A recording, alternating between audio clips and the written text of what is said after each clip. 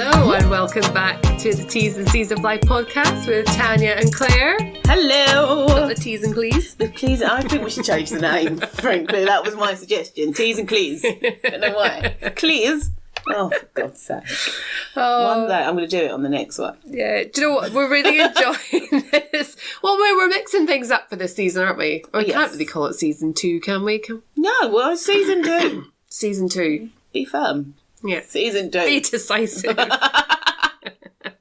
It is. So we've handed the reins over to you guys, the listeners, and we're taking our lead entirely from you and what you want us to talk about. So one of our listeners suggested that for episode 14, this was not specific, this is just us slotting it into episode 14, that we discuss the dynamics of or the challenges that are faced in your relationships, within your marriage, within with your life partner. I mean, I'm not married, but people assume that I'm married, and I've taken to calling Trevor my husband. Have you? Oh. Not to him, like just when I'm on the phone. Husband, come here. My husband will do that for me, or I'll speak to my husband about that. But what would you call him? My partner, and it feels like a partner has expired now.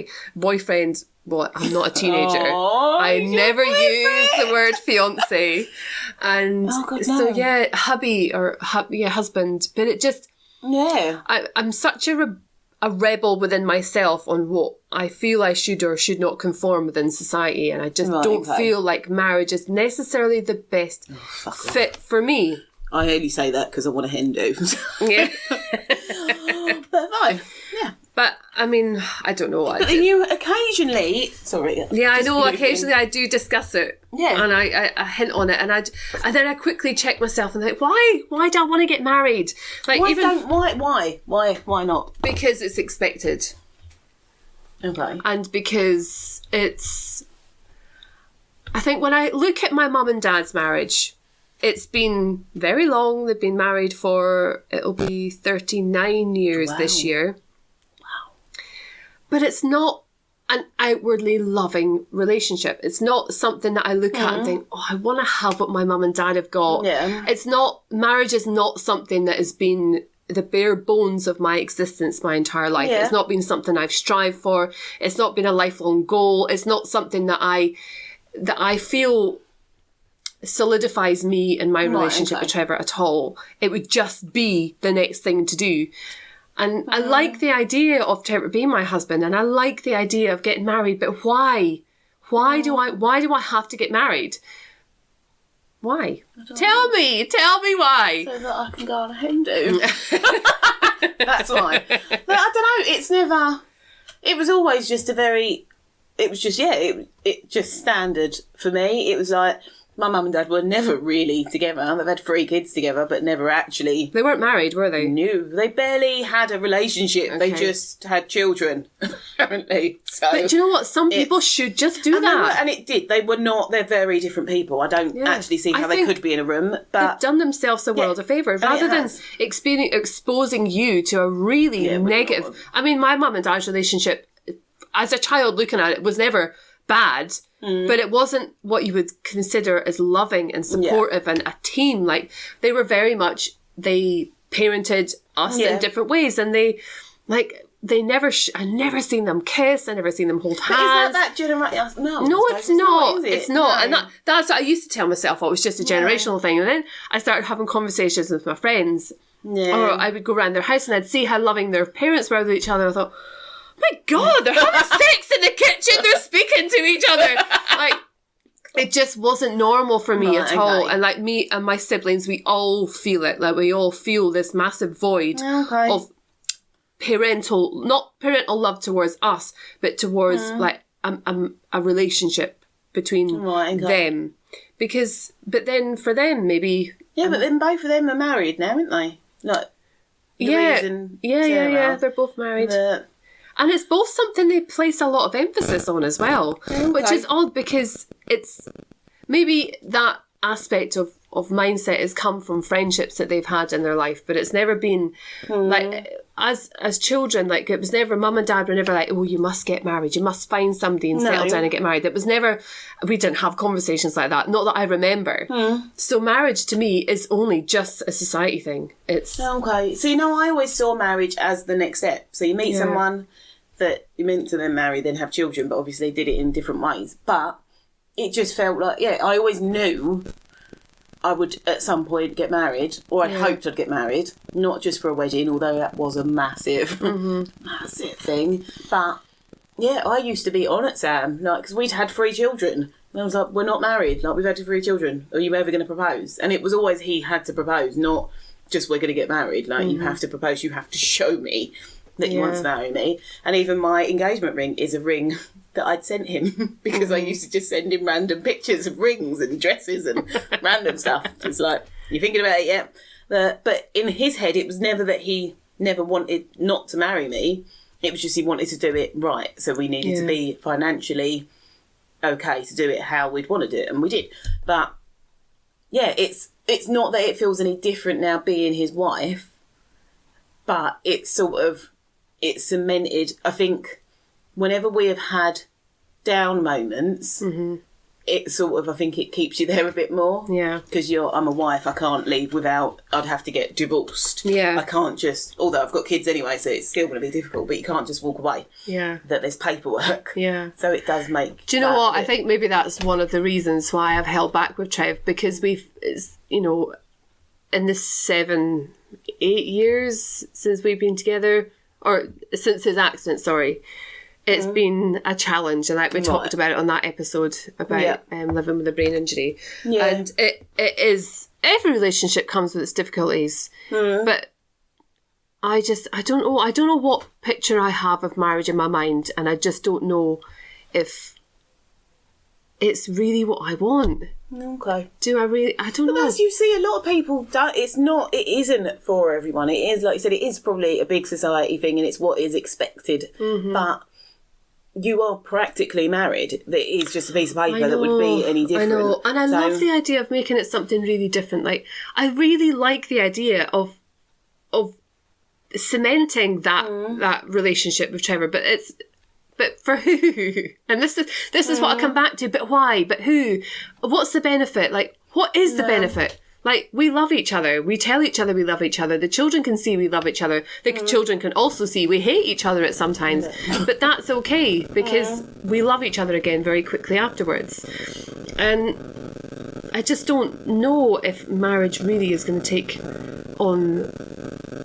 I don't know. I think it is. I suppose it is a personal thing. But I know for me, standing up in that church and doing my wedding vows was a really special moment. It was like, right, okay, my tummy is going... No. See, but is that not as well part of the wedding thing for you? Is that just the marriage? No, that's the wedding thing. So if we do get married, or when we do get married, whenever I get over myself and stop overthinking, get off it's being so pretentious about the whole thing. Yeah, just do it. Because Trev wants to, doesn't he? Yeah, he really does. He really does. And the kids want us to get married as well. Yeah. But so sometimes that's counterproductive with me. Like, if you put too much pressure on me, and if I feel like I'm backed into a wall, well, I'm never going to get fucking married now. Yeah. I'll just be a spinster on life and just leave you for the sake of it. Stop that. But it would have to be something very different. It would have to be something completely not the norm, and tasteful to us and what suits us. Yeah. Yeah. But in terms of our relationship, like, I don't feel like Trevor's not the one for me. It's not like that. It's just, what benefit would it be to get married? And then as soon as I start thinking about it, he does some dickhead thing at the weekend, and I'm just like, you're a bastard.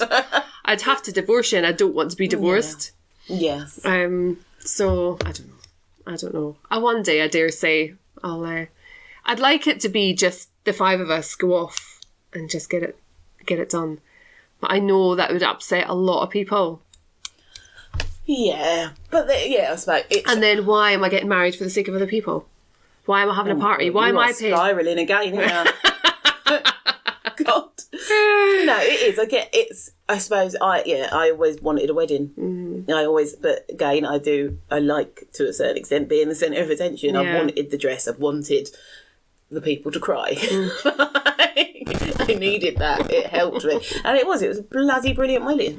Can't wait. I've got 2 years until 10 years, and I am like, I will fit into my dress. It does not even fit closely at the moment. Might go over my arse, and I haven't got an arse. But it was very small. But I will be wearing my dress again in 2 years' time. Just to renew our vows. And there are moments when I do think we're not going to make it to 10 years because I would have killed him by that point. But at the same time, I know that we will. That there's enough there. There's always something there. As much as I will hate at points. Yeah.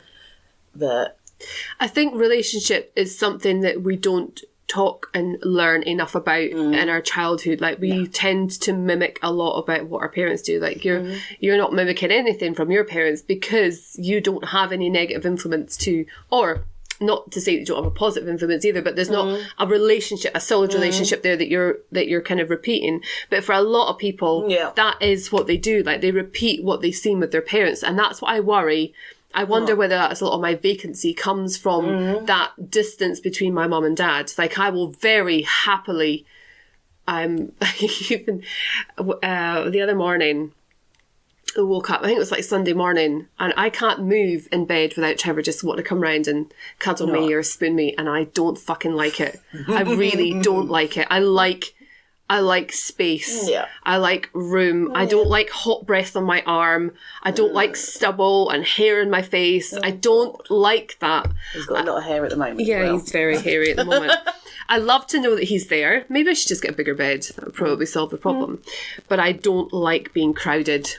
Right. And when I look at my mum and dad, I very much see that distance between the two of them. And I'm totally mimicking that with Trev, because he does tell me that I can be very distant. Yeah. And I don't mean to be, and I'm not aware that I'm doing it. It's not until I got that reality check and I realised that actually, yes, I am repeating that whole distance thing, like just, not going up to him and giving him a cuddle when he comes home from work, which I think is a really nice thing to do. But I also don't want to have to force myself into doing these things. But see, I don't know, because I think the same. That part of our bonding experience is that I am quite a cold person, or Sam will say I'm quite a cold person. And I am in relation, like as a partner. I know that, that even to a certain extent with my children, I'm not cold with them. Like I will cuddle them all, but at the same time, I want to be the one that goes to cuddle. A lot of the time, it's if someone comes at me, I'm just a bit like that.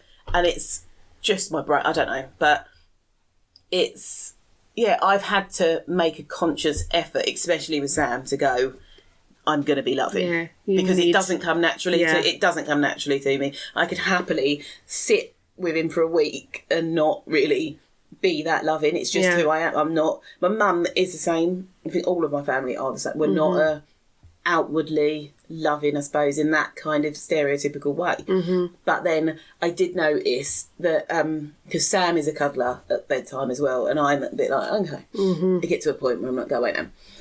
And I think he has now picked up on that, and I didn't notice fully for a bit, but he used to always cuddle me and give me a kiss, like on the back of my neck before he went to sleep. And I'd always jolt when he did it, even though I know it's coming, I'd jolt.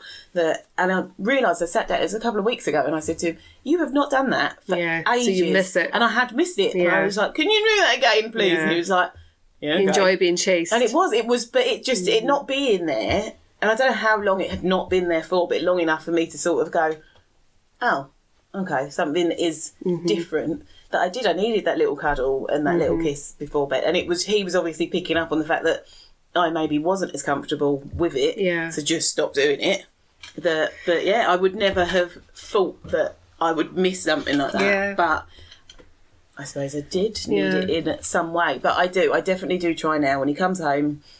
Hello. Just speak and give eye contact. Hi, how are you? What are you doing? Dinner's in the oven. Fuck off. It doesn't. He's hardly left the house, to be fair, because he hasn't had a lot of work, so he's been there a lot, which is a different challenge. Because having them home and under your feet is difficult. Yeah. And I think as well, I'm working, so I'm still busy. Whereas when he's home because he hasn't got any work, so he's not busy. So then he's bored. There's nowhere else to go. Everyone else is at work, so then he's in a different mindset to me and the kids, and then that has a different dynamic. So it's finding a new way to make that work, which we did find.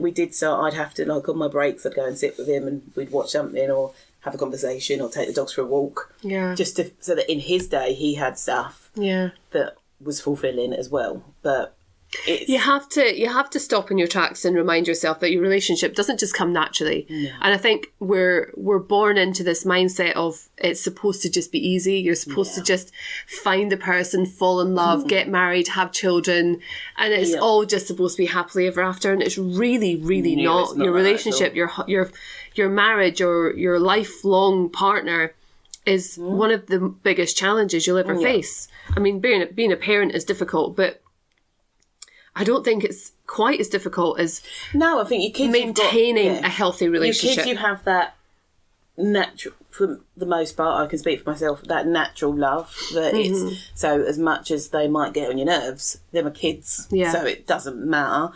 I've chosen Sam. I don't need Sam. Yeah. I want him in my life, but I don't need him there. I said this to Trevor the other day. That doesn't go well. It's not. And it's not. When I say that, I mean it in a really nice way. Well, he kind of said it to me. He's like, "Yeah, you really don't need me around, do you?" I was like, "Well, no, I don't. I'm really independent, Trevor. I don't need you." And then he walked off before you could say the next bit. So then I just had to let it brush off. I had to just let it slip away. Oh no, you need the next bit, or it's quite harsh. But then I instantly then recluse and then just say, "Oh fuck it, I'm not going to you now.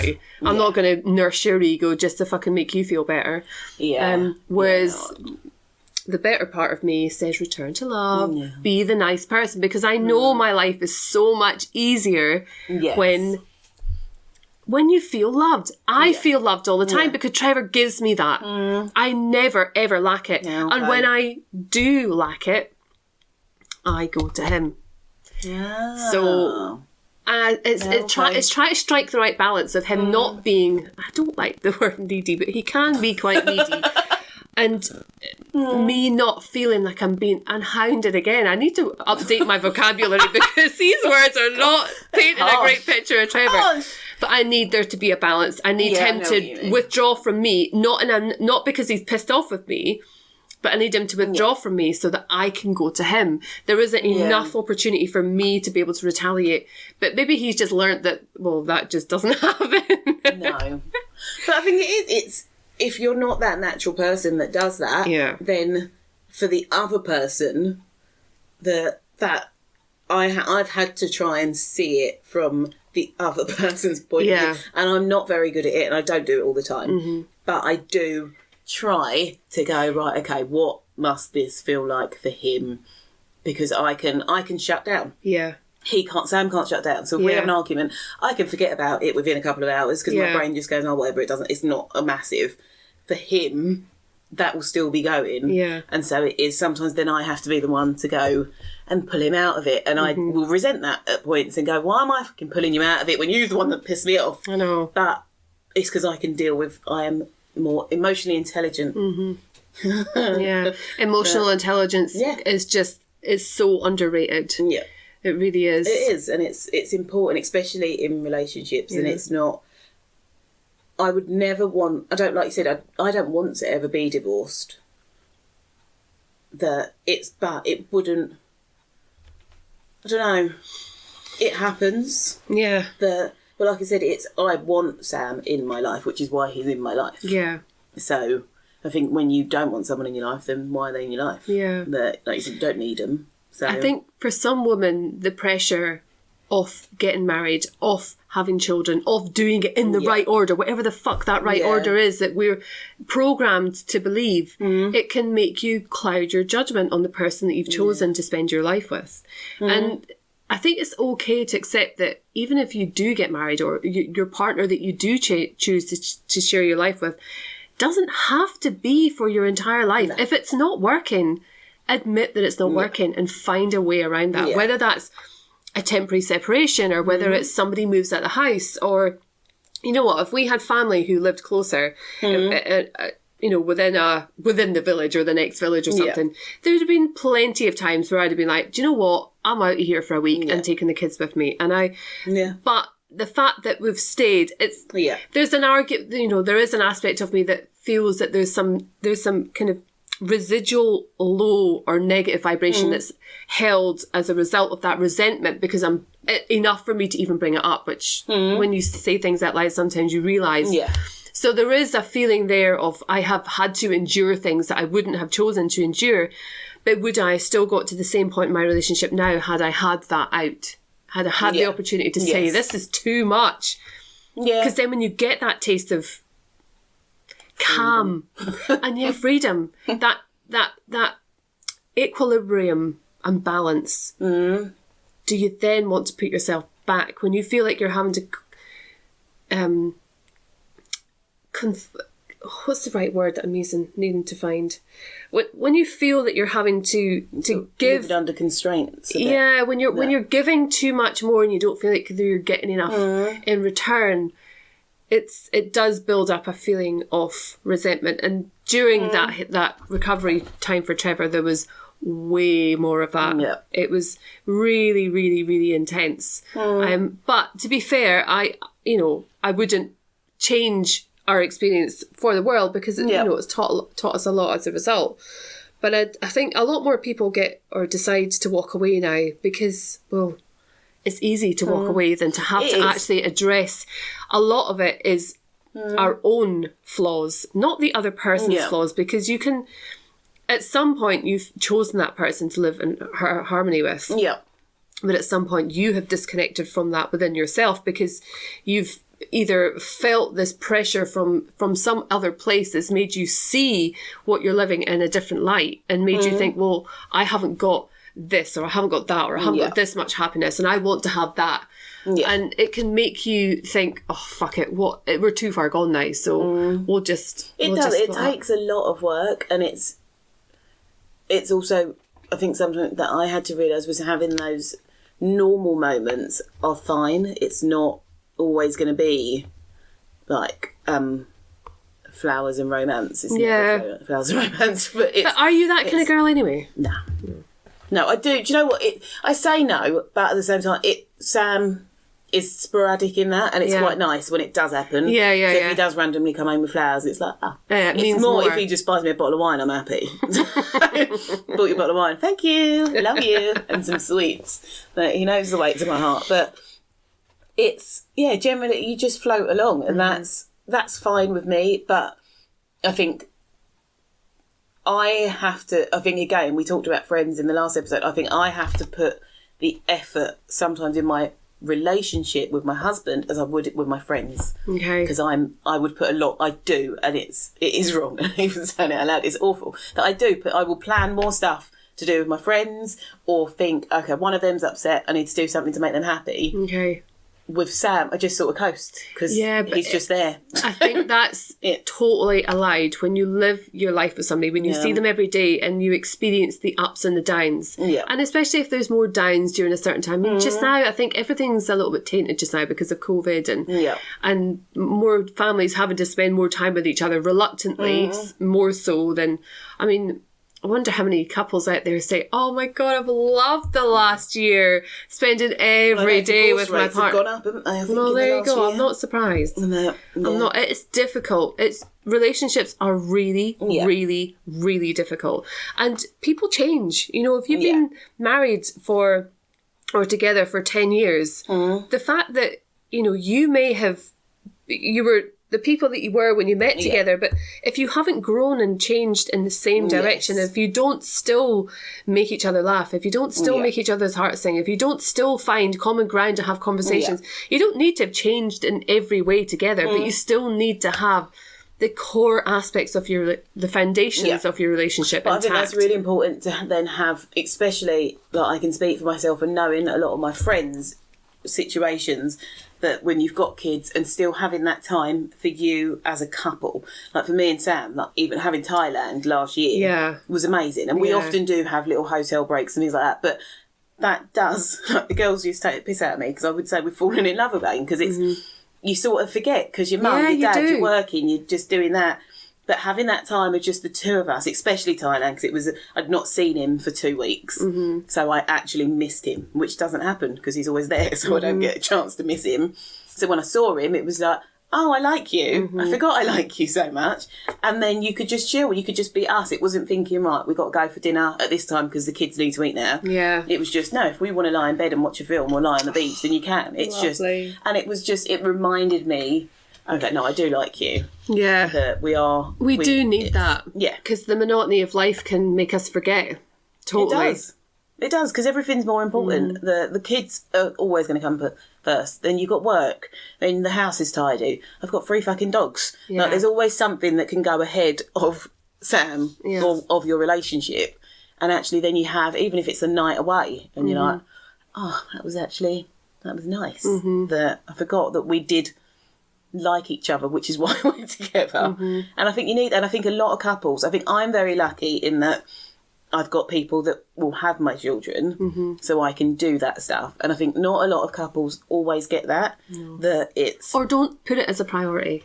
Yeah. Or they make excuses to, and, you know, silly little things can trump, like a date night or something. Yeah. I used to know a lady who had a scheduled date night with her husband. I think it was like every week, and I thought she's a very intense woman. Very intense. Wow. And I just found it... She used to schedule in time for the do dinners together. I was going to say scheduling time for sex. Well, I think they probably did, actually. She's probably that kind of woman. But I used to find it really bizarre that you needed that level of intensity. But on the other hand, they're really happily married. Yeah. Well, but from her perspective, I think everyone works in a different way. And I think if I compared my relationship to some of my friends' relationships, we'd be very, very different. Yeah. That we are all very, very different in what we will accept, what we won't accept, what we want, what we don't want. But you have to do what works for you, and you have to know what works for you. And sometimes that, like I said, then you will prioritise that. And I know that it'll get to a point where me and Sam need to have some time, just the two of us. Yeah. And now we've got teenage children, so that's quite often we have time just to us because they don't want to be near us. It's cool. But it's like we're planning a holiday for next year. I have come down on my holiday plans because I forget I've got children and should take them away at some point. But I also know we had such a nice time that we will do that, something similar again. But it's fucking hard. It's finding that balance, and it's not... I've had relationships in the past that I think I always knew they weren't going to work. Like I wasn't ever in it fully. Sam has been the first person I've been in fully and put the effort in and actually continued that effort. So I suppose there's part of me that's like, well, this has got to fucking work because you've worked fucking hard at this. Yeah, you put in an investment. Yeah, I have now. 18 years this year. I'm like, fucking hell. It's a long time. It is a long time to spend your time. Like, if your friends, if any of your friends, can you think of anyone that you'd want to spend that amount of time with? You wouldn't. So I think that's why. Yeah. When we think about, like, there's one woman, Edna O'Byrne, I think her name is, or Edna O'Brien. Christ, I should really know. Anyway, she has famously spoken about never being married, never sharing a life with a man, but she's had male friends, like she's had people that have been involved in her life. Right, okay. But she's lived a very fulfilling life, and those relationships have meant a lot to her. Right, okay. I think as she's gotten older, she has experienced loneliness to a degree. But then I think there's a lot... Your relationship can really take a toll on you if you're not actively thinking about how to preserve it and think about the future of it and making that time for each other. I was recently kind of enlightened into this way of thinking about being less impressed and more involved and being less impressed of the idea of what you think life should be and actually just be more involved in the things that make your heart sing every day, like the things that are important on a daily basis, like the little kisses on the cheek as they come home from work, or the little conversations, the indulgence, like how was your game of golf, like, and listening. And not just, fucking hell, tell me about the numbers again. Like, not just rolling my eyes, but just listen. Yeah. Like, these things, if I want him to listen to me, I have to listen to him. And it's just breaking it down to the daily stuff and like, how can you be a better person? How can you be a better wife? How can you be a better partner? Yeah. No, and it is. I think it's, if you are in relationships, they are hard, and you have to find the little stuff. Yeah. Is the little stuff. And it's, I think it's, when I think now of if I wasn't with Sam, so I've been, like I said, 18 years, so it was like social media wasn't really a thing when we got together. So now, like when I talk to my single friends that are dating in this world, it sounds horrible. It does sound awful. It sounds really bad. Yeah, I know. I think that's why he can never leave me. Yeah. I don't want to do this shit again. I can't cope with Tinder and I don't even know the names of other things. But like, it's hard, and finding someone at our age that is normal, I suppose, and like, what's the lesser evil? Yeah, like, I think Toy Boy is just not that's just weird.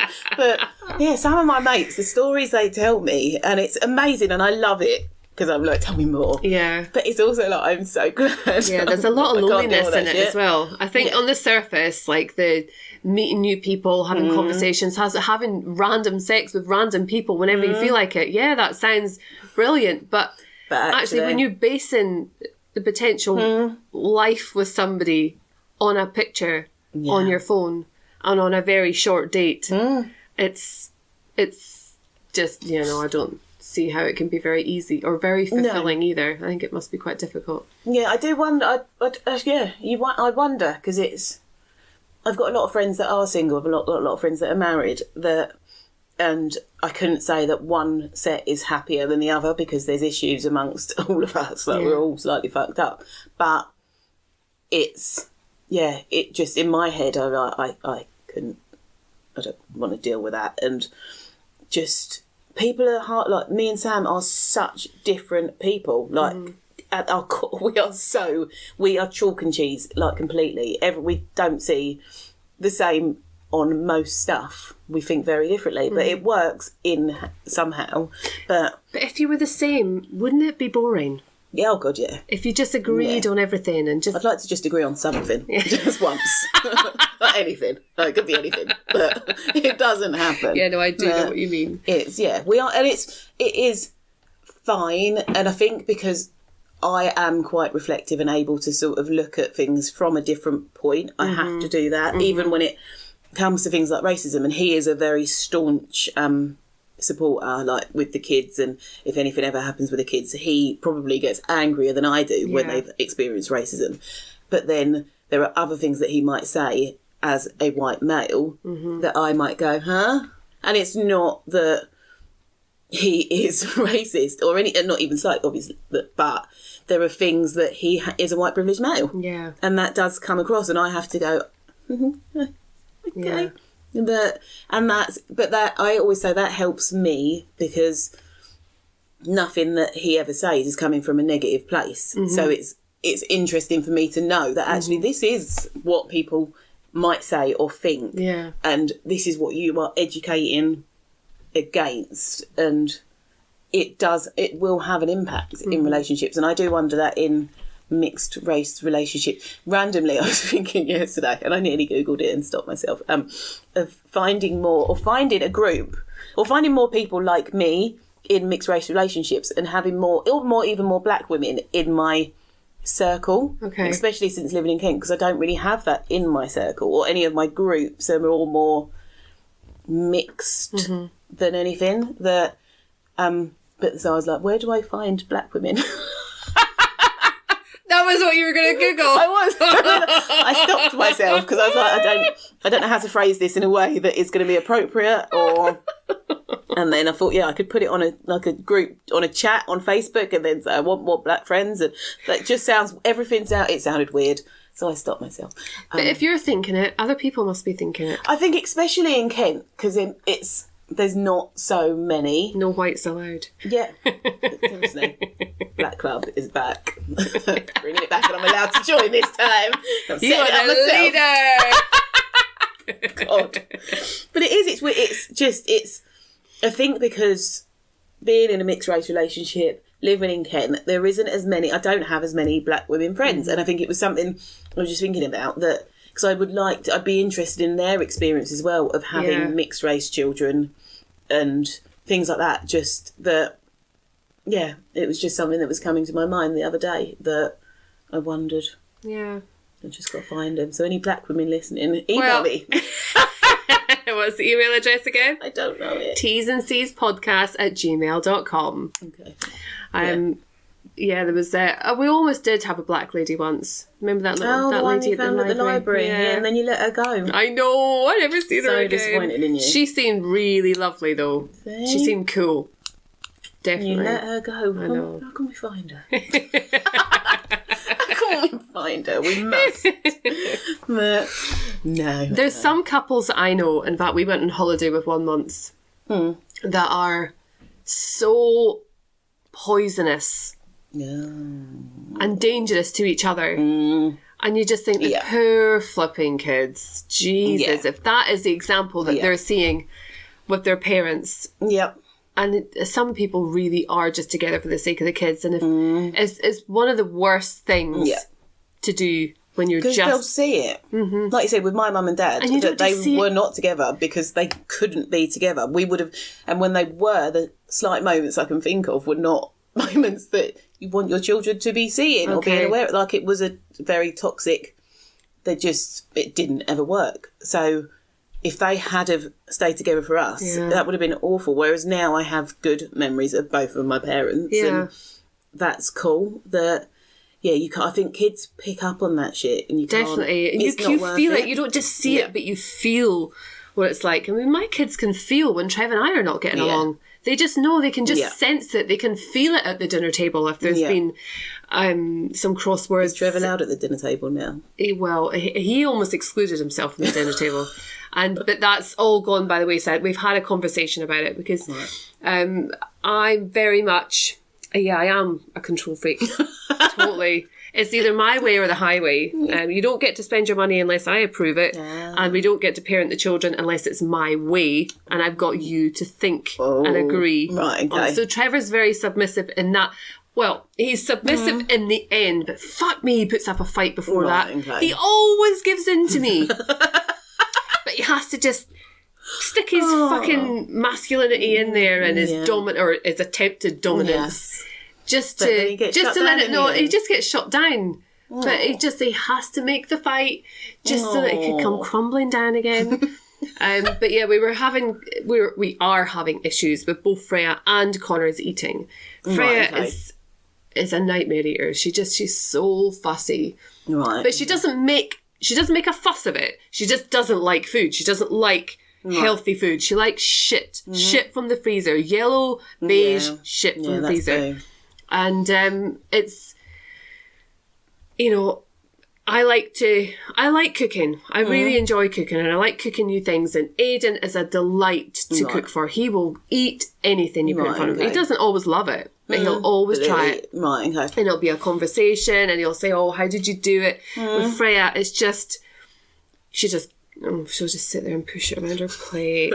And of course, because Freya is mum to Connor, she doesn't childmind Connor, by the way, just FYI. You sure? Yeah, sure. Connor looks up to Freya because Freya and him are very, very, very close. And Trevor now thinks that because of Freya's eating, she has influenced Connor's eating. Right, okay. But I don't necessarily think that's it. He's just at that age. And Aidan was exactly the same at that age. Right, okay.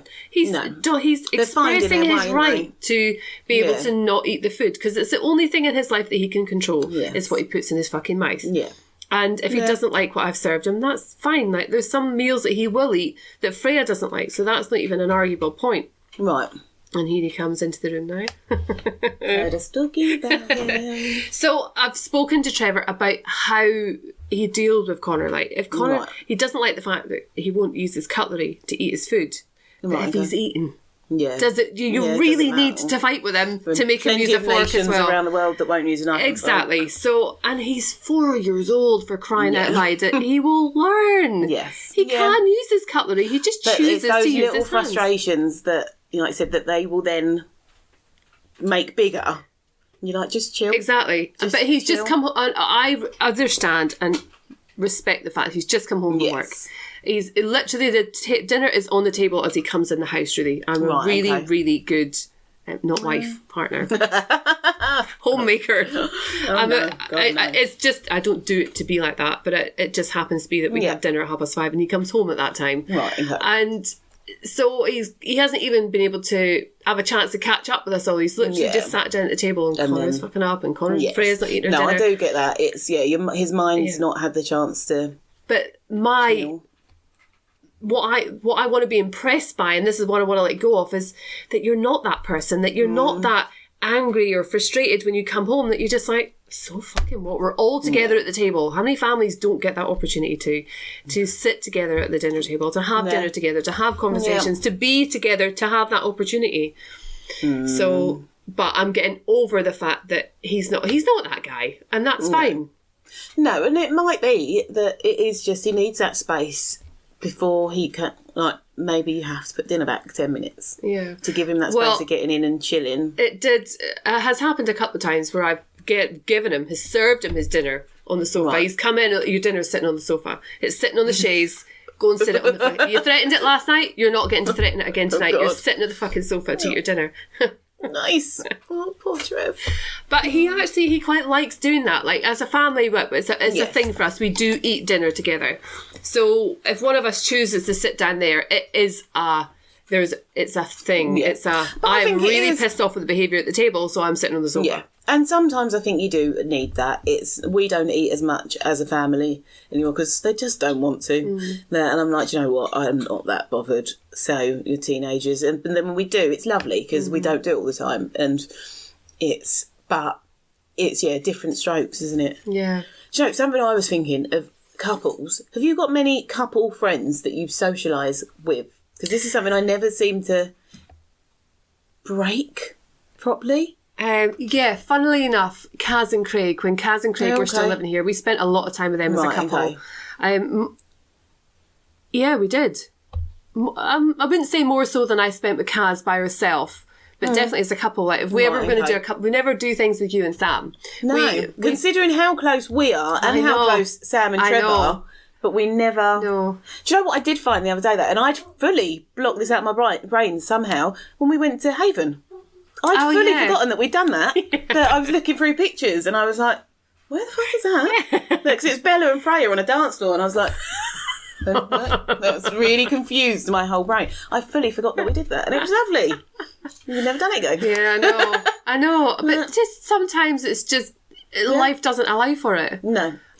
When you've got bigger families, I think in the gap between recording these 2 episodes, we realised that possibly one of the reasons why we do gravitate towards other people is they've got less restraints in their freedom to make plans, because my life is quite busy, so I will gravitate towards somebody who I know will say yes faster. Yeah. And that is very much like me in terms of how I would experience that potential or particular idea that we've got in mind.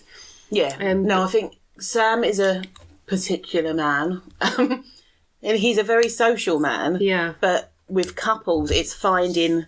And we have now, I'd say Donna and Andy are probably our couple for the most part. They are the ones that we will go away with. Yeah, you went away with them recently, didn't you? Yeah, in the middle of the gap, that we... in the gap.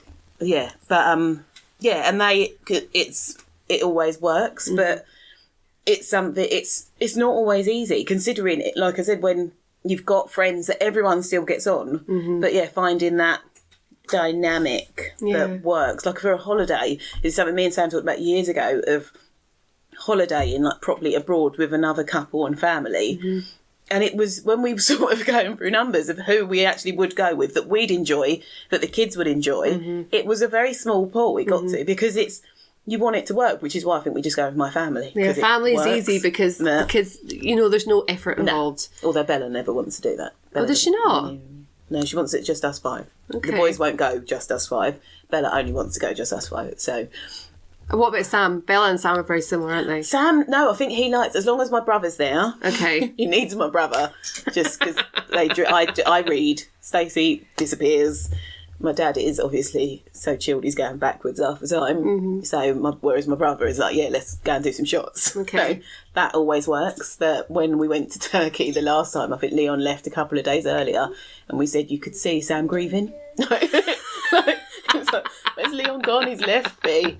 But it's, because we are looking at possibly holidaying with Donna and Andy, but as couples, not with the kids. Although our kids are actually fine, that they would be fine. But and I know that it would be fine because Donna is just easy, and Andy and Sam could be the same person. So we just leave them on their own. But it's a difficult. I think there's a lot of friends that there's a group in the village that sort of adopted me and Sam a little bit into their group. Not fully, because they've all been friends forever, but we had been out with them a couple of times, and it was weird for me, because I'm used to, even when we have gone out like with the couples, so say like Sam's friends and the girlfriends, who I'm very close to the girlfriends, we separated. Yeah. So it was the lads and then it was the girls, and that was it. Whereas they are very good friends as couples, and it was really different for me to sort of go, oh, okay, this is what adults do. Yeah, I know. Really it's too. I very much like having my separate life. Trev dips in and out of it, but he's not controlling enough that he needs to be in it all the time, or controlling enough to not allow me to have that. Yeah. And since we've lived down here, Trev's he's got Sam and he's got his workmates, but he doesn't have any other people that haven't been invited apart from his workmates. He hasn't got any other guys really that have come to the table, I guess. I do think it's different for blokes in that way. I don't know if because I know like Sam will go and sit in a pub sometimes on his own and he'll talk to people, but they're not going to be his friends, whereas I wouldn't sit in a pub on my own and talk to random people, but I'd go with my girls. But finding like-minded people, I think for blokes must be quite difficult, whereas as women we're a bit more fluid maybe, and I know I struggled obviously when I texted you, not that I struggled, that's what you know what but I think that sometimes other people will reach out more, whereas I think for blokes they're sort of like, just get on with it, and then I think a lot of male friendships are established in childhood really, and they live lifelong. Well, all of Sam's mates they've been his mates always, and they're obviously not in the village, but like I said, he loves Trev, but he got on really well with most of the boyfriends of our group, but he's never pushed it any further. Yeah, Trev hasn't, but then I think he's quite happy. I do wonder whether what our life would be like if we parented in Inverness, if we hadn't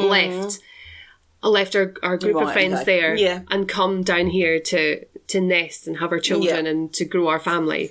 What would it have been like? Because Trevor's never been a pub guy. He's never really been one for going to the pub after he finishes work or going out to the football. Like, he goes golfing at the weekends. He's got his friends at golf. He's got his friends that he plays golfing with, but they don't come into our life.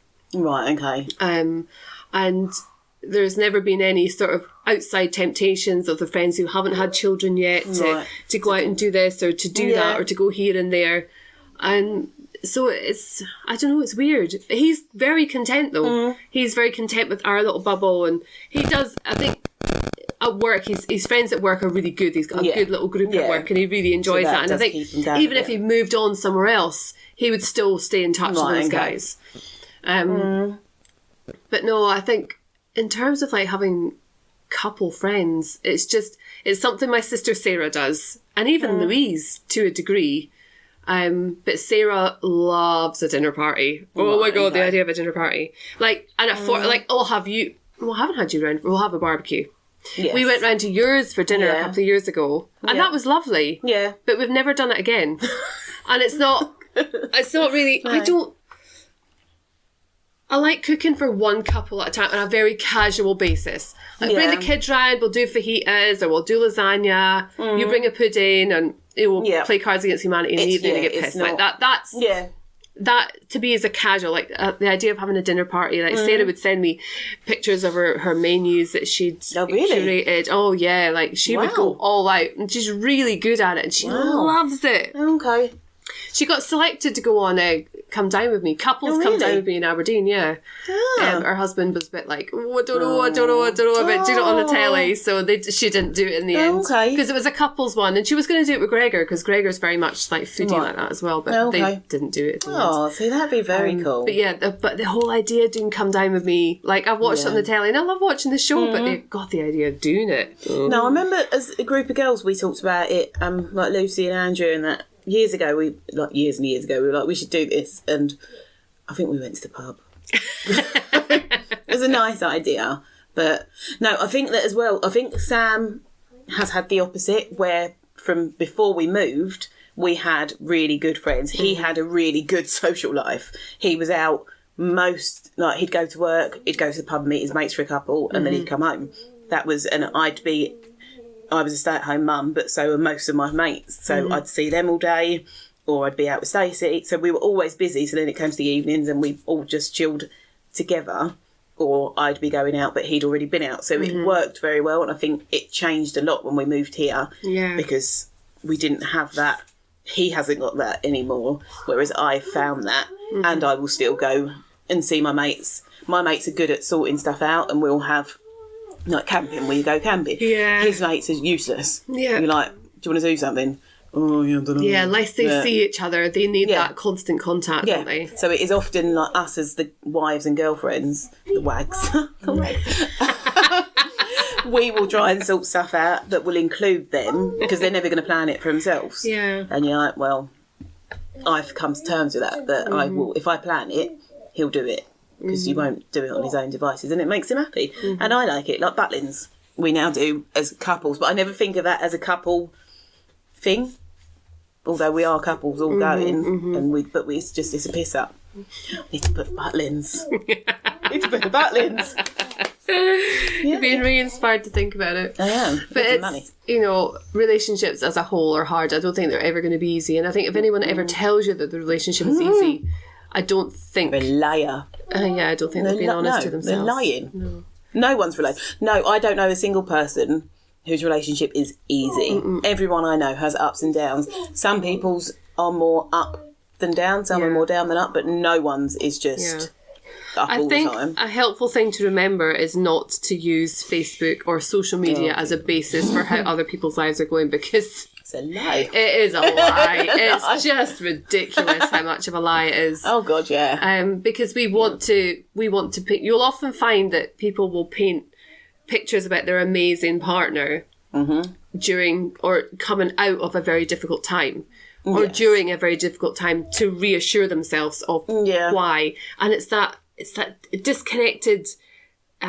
reassurance that you don't need somebody coming along and saying, oh yeah, that's lovely, you got a really, but it's just to know I've put that out there. I don't need to connect with it. I can just leave it there and just let the world see that I've got a perfect life, I've got a perfect husband, perfect home, that is social media as an entirety is often a lie. I've been trying to make a real effort to not be on it all the time anyway, but also to put more truth on there, because it wasn't a lie, but it just wasn't times can be shit. Yeah. And that, I think that when I've seen, I think there's a friend I've got on there, I used to work with her, and she had tried to take her own life years ago, like about 5 or 6 years ago, and obviously it wasn't successful, but she has talked about that quite a lot openly, and I just think that's so brave that she's just, because it was at a really shit period of her life, but there's so many people that are going through stuff, and I think the more people that see that